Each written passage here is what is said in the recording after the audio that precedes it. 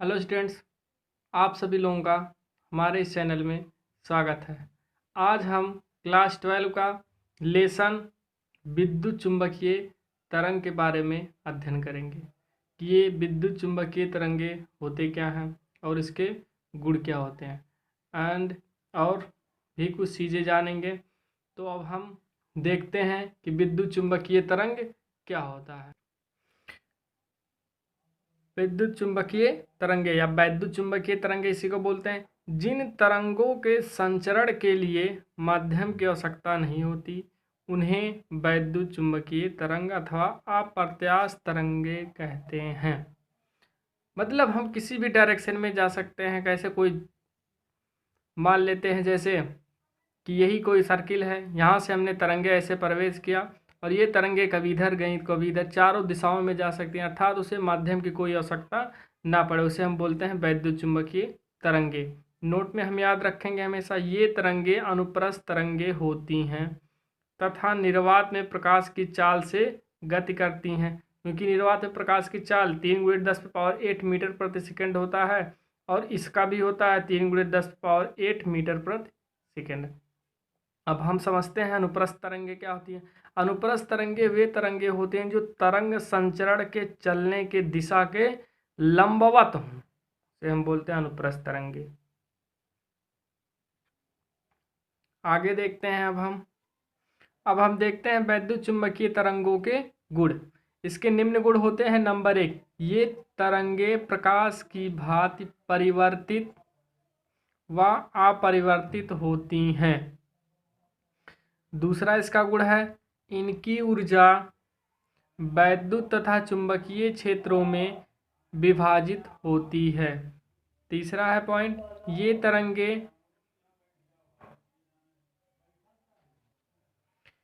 ये तरंगे त्वरित आवेशित कणों द्वारा उत्पन्न होती है।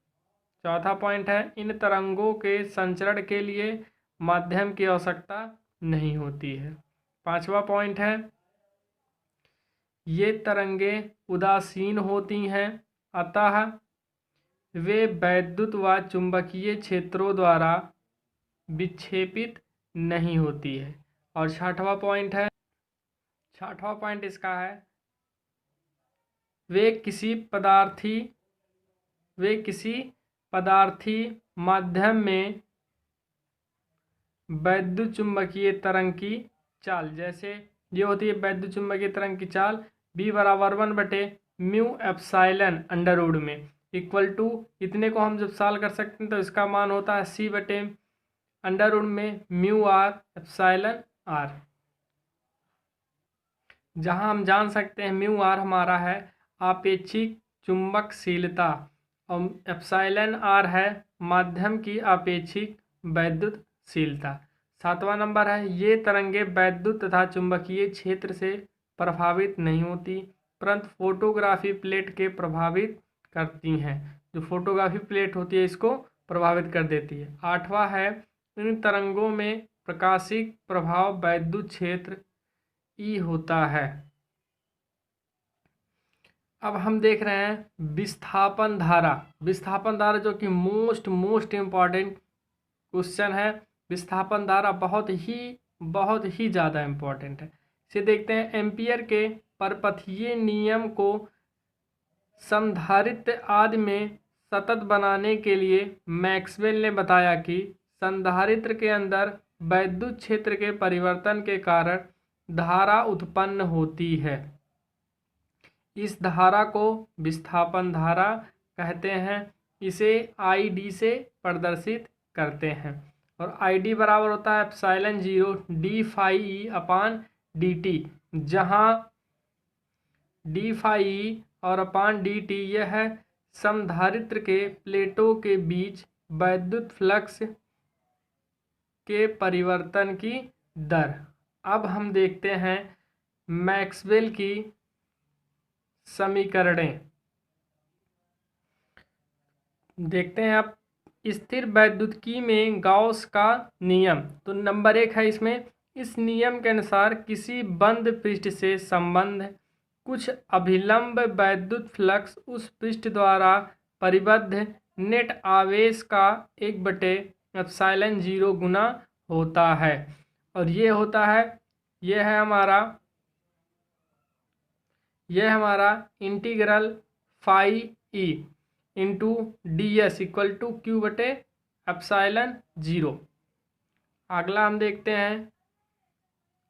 देखते हैं स्थिर चुंबकीय में गॉस का नियम। इसके अनुसार किसी बंद पृष्ठ से संबद्ध कुछ अभिलंब चुंबकीय फ्लक्स सदैव शून्य होता है, अर्थात integral phi P into D S बराबर 0।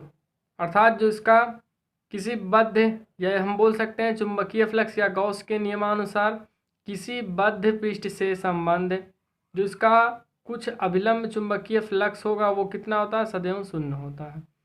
आगे हम देखते हैं, अगला देखते हैं एम्पियर मैक्सवेल परिपथीय नियम। मोस्ट इम्पॉर्टेंट क्वेश्चन है यह है। Phi B into D L, या इसी को इंटीग्रल भी बोलते हैं, equal to μ0 IC plus ID, यही हमारा है एम्पियर मैक्सवेल परिपथीय नियम। तो हम समझते हैं, इस चारों ओर चुंबकीय का रेखीय समाकलन उस परिपथ द्वारा परिबद्ध क्षेत्रफल से गुजरने वाली कुल धारा, ये जो हमारा है उसे हम बोलते हैं चालन धारा। ID जो है वो विस्थापन धारा है, का μ0 गुना होता है। अर्थात इससे यह स्पष्ट है कि परिवर्तीय वैद्युत क्षेत्र चुंबकीय क्षेत्र उत्पन्न करता है। अब हम समझ लेते हैं थोड़ा सा इस फार्मूले से कि ये क्या है।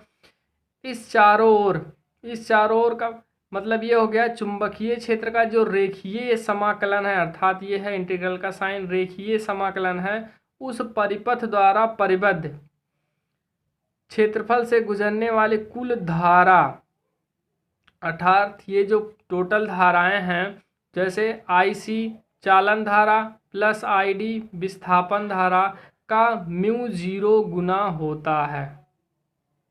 यही हमारा किसका नियम है, एम्पियर मैक्सवेल परिपथीय नियम। अगला हम देख रहे हैं फैराडे का नियम। इस नियम के अनुसार जब किसी बद्ध परिपथ से संबंध चुंबकीय फ्लक्स परिवर्तन होता है तब परिपथ में वैद्युत वाहक बल प्रेरित हो जाता है। प्रेरित वैद्युत वाहक बल समय के साथ फ्लक्स परिवर्तन की घटना की दर के बराबर होता है। अर्थात इसका मतलब समझते हैं कि जो इस नियम के अनुसार, मतलब फैराडे के नियमानुसार, यह है इसका फैराडे, ये हमारा पूरा टोटल है फैराडे जी का नियम। डी फाई इसमें भी लगा है, चुंबकीय क्षेत्र है, अपान dt, यह है फैराडे का नियम। इस नियम के अनुसार, अर्थात फैराडे के नियमानुसार, जब किसी बद्ध परिपथ से संबंध चुंबकीय फ्लक्स अर्थात डी फाई में परिवर्तन होता तब परिपथ में जो इसका विद्युत वाहक बल है अर्थात E प्रेरित हो जाता है। प्रेरित वैद्युत वाहक समय के साथ जो होता है परिवर्तन की घटना की दर के बराबर होता है। यही हमारा है फैराडे का नियम। आगे हम देखते हैं, इससे स्पष्ट है कि परिवर्तीय चुंबकीय क्षेत्र वैद्युत क्षेत्र उत्पन्न करते हैं। अगला और लास्ट देखते हैं वैद्युत चुंबकीय स्पेक्ट्रम। ये क्या होता है, सामान्यतः चुंबकीय तरंगों के तरंगदैर्घ्य के बढ़ते क्रम में व्यवस्थित प्रतिरूप को वैद्युत चुंबकीय स्पेक्ट्रम कहते हैं। इस स्पेक्ट्रम का अधिकांश भाग अदृश्य होता है।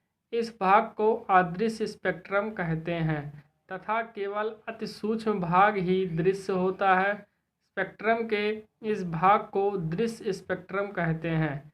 दृश्य स्पेक्ट्रम की तरंगें मानव नेत्र को प्रभावित करते हैं, जबकि अदृश्य स्पेक्ट्रम की तरंगें मानव नेत्र को प्रभावित नहीं करते हैं। यही होता है हमारा वैद्युत चुंबकीय स्पेक्ट्रम। जो स्टूडेंट इस चैनल पे नए होंगे वो चैनल को लाइक, सब्सक्राइब और शेयर जरूर कर लेंगे। धन्यवाद।